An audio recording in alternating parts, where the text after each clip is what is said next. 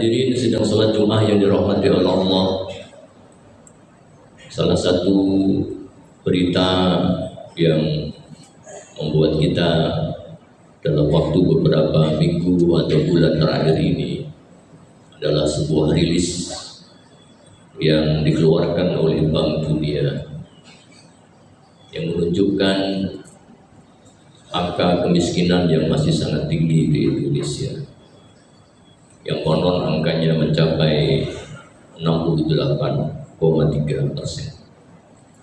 Dari 285 juta sekian penduduk Indonesia, yang itu artinya lebih dari 150 juta penduduk Indonesia miskin.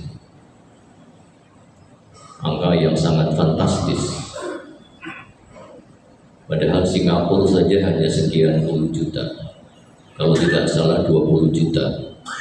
Ini di Indonesia 150 juta lebih penduduknya masih miskin. Walaupun pemerintah sempat menolak memberikan respon atas data ini, dan kelihatannya cenderung menolak, menganggapnya tidak valid. Namun karena ini Bank Dunia, saya kira institusi yang sangat kredibel di tingkat dunia, sehingga data-data yang muncul dari Bank Dunia, walaupun mungkin ada kesalahan di sana sini, saya kira patut kita anggap sebagai data yang benar, karena data metodologi yang mereka gunakan juga metodologi yang sudah terukur. Karena itu jika ini benar, maka kita semua sebagai bangsa Indonesia harusnya prihatin.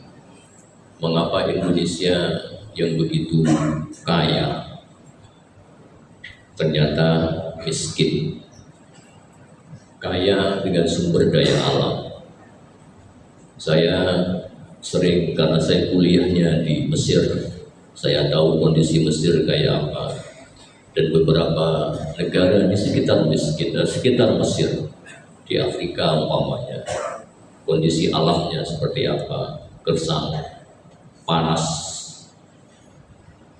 rumput saja susah tumbuh, apalagi padi, jagung, tanaman-tanaman produktif lainnya susah tumbuh di mana-mana. Nyataannya mereka lebih kaya dari kita. Apa yang terjadi di Indonesia sehingga kita dianggap sebagai orang miskin? Kalau kita keluar negeri malu, kita itu tidak punya wibawa.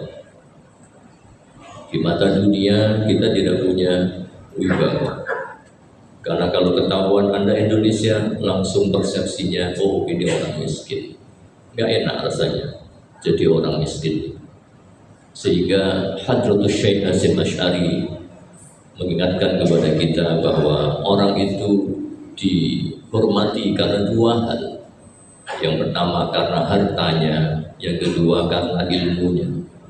Syukur-syukur kita punya dua-duanya, double. Harta punya, ilmu punya. Tapi kalau ilmu tidak punya, punya harta, sehingga kita dihormati oleh orang, oleh tetangga. Kalau nggak punya harta, punya ilmu, sehingga ada yang bisa dibanggakan sebagai manusia.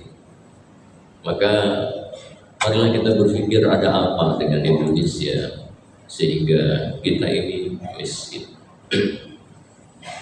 Padahal mayoritas orang Indonesia adalah Muslim. Apakah mereka tidak menghayati pesan-pesan Al-Quran, pesan-pesan agama, sejarah yang telah ditorehkan oleh Nabi kita Muhammad SAW dan para sahabat? Betapa mereka ini bukan orang miskin, tapi orang-orang yang kaya. Kanjeng Nabi Muhammad SAW memang miskin, tapi beliau lahir dari keluarga yang sangat kaya. Paman-paman Kanjeng Nabi itu orang-orang yang kaya, jangan salah. Ketika menikah dengan Khadijah radhiyallahu anha, maharnya itu bukan seperti mahar kita. Kalau kita nikah, maharnya umumnya seperangkat alat sholat yang itu mungkin nilainya 1 juta saja nih, isin saja nih, tapi itu sudah mentradisi. Padahal Kanjeng Nabi itu maharnya itu, ini ada di dalam kitabnya Al-Burhan Furi Sirah Nabawiyah. Kalau angkanya saya lupa angkanya, tapi dia menyebut batangan emas itu kalau tidak salah 20. Kalau 20-nya ini saya mungkin salah, tapi batangan emasnya saya tidak salah. Maharnya itu batangan emas. Untanya juga saya lupa angkanya berapa. Sudah lama saya membaca kitab ini. Tadi saya cari kitabnya, saya tidak ketemu. Jadi mohon maaf, saya tidak menemukan angkanya. Jadi ada batangan emas, unta juga, sapi dan kambing. Betapa banyaknya itu maharnya Kanjeng Nabi Muhammad ketika menikahi Siti Khadijah. Dari mana beliau dapat harta sebanyak itu? Wong beliau miskin. Dari paman-pamannya, bukan dari beliau sendiri. Beliau miskin dari paman-paman. Dan jangan lupa, wanita mulia yang beliau nikahi Siti Khadijah adalah wanita yang bukan wanita kaya. Bahasa Inggrisnya bukan rich, tapi crazy rich. Siti Khadijah itu bukan rich, tapi crazy rich, super kaya. Kalau mau gambaran tentang super kayanya ini butuh satu khutbah tersendiri. Tapi sebagai gambaran saja, untanya saja 1.000. Untanya saja 1.000, belum harta bendanya berupa perdagangan yang setiap setengah tahun sekali dia kirimkan ke Syam, dari Syam kulaan, dari Syam bawa lagi ke Mekah sebanyak kurang lebih, kalau dibahasakan zaman sekarang, 1.000 truk. Sekali berangkat ke Syam membawa barang 1.000 truk, bukan truk yang demo kemarin ya, bukan. Kurang lebih angkanya segitu, kurang lebih. Betapa kayanya Siti Khadijah, crazy rich. Para sahabat juga orang-orang kaya. Abdurrahman bin Auf itu ada yang pernah ngitung kekayaan Abdurrahman bin Auf, seorang sahabat. Ternyata kekayaannya kalau dikonversi menjadi uang sekarang lebih banyak dari kekayaannya Bill Gates. Masih lebih kaya Abdurrahman bin Auf daripada Bill Gates atau siapa itu yang Facebook itu, Mark Zuckerberg atau siapa itu. Utsman bin Affan ini orang kaya, walaupun kekayaan beliau ini kemudian habis digunakan untuk perjuangan li'ala'i kalimatillah, berjuang fisabilillah.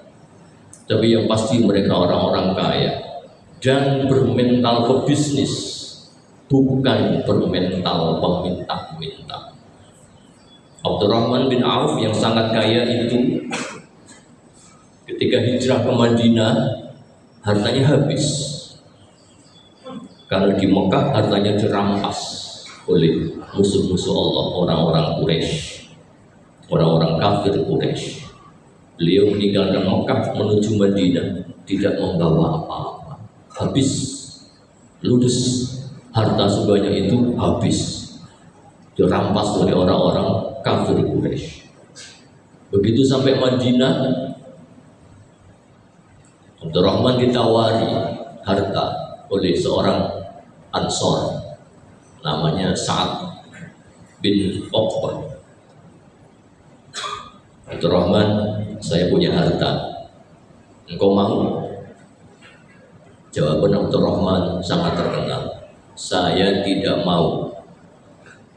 Tunjukkan saja kepada saya pasarnya mana. Kenapa minta ditunjukkan pasar? Karena mau bisnis, mau usaha, mau segera bangkit, tinggalkan keterpurukan, lupakan masa lalu, lupakan masa Makkah, sekarang di Madinah, ayo kita bisnis.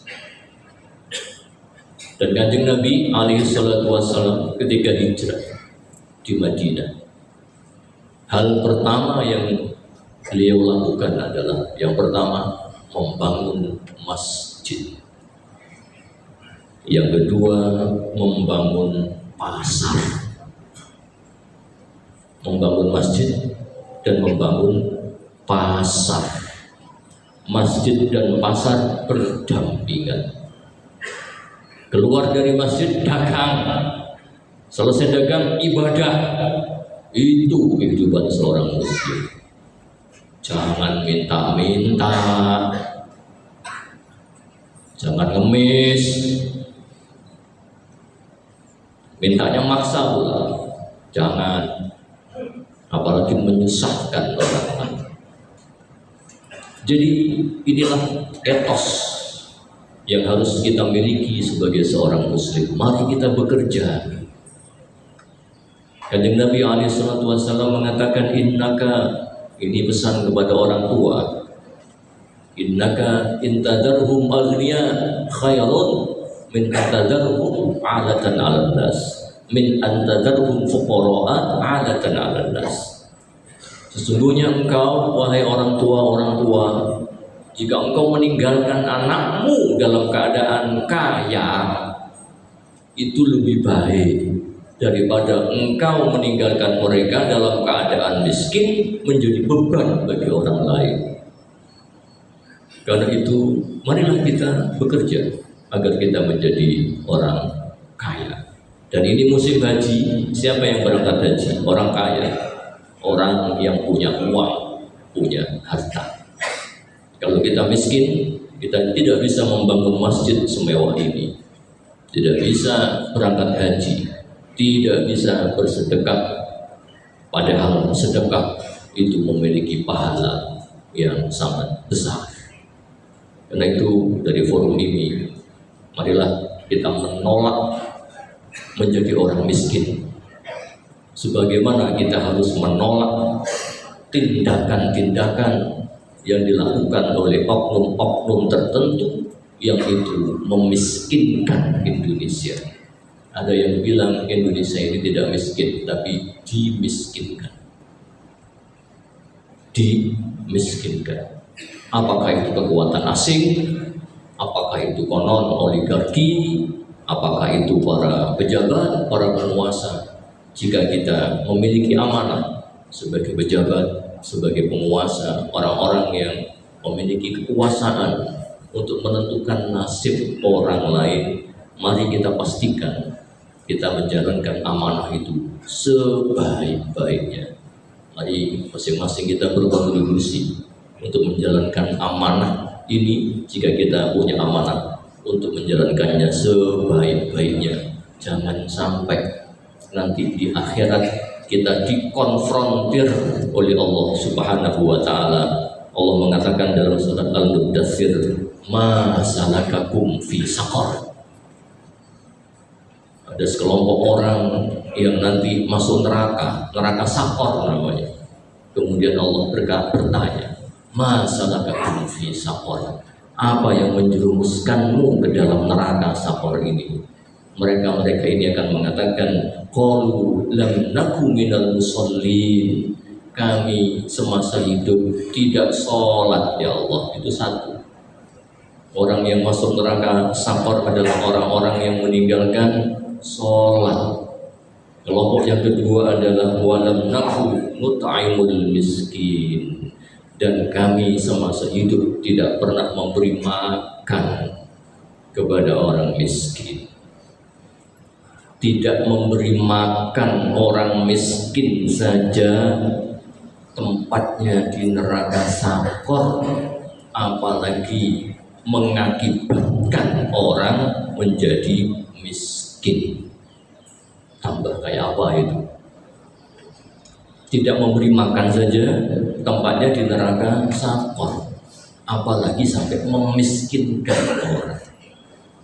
Mencuri kekayaan alam Indonesia umpamanya, yang itu membuat jutaan manusia menjadi susah hidupnya, itu Saqarnya berlipat-lipat.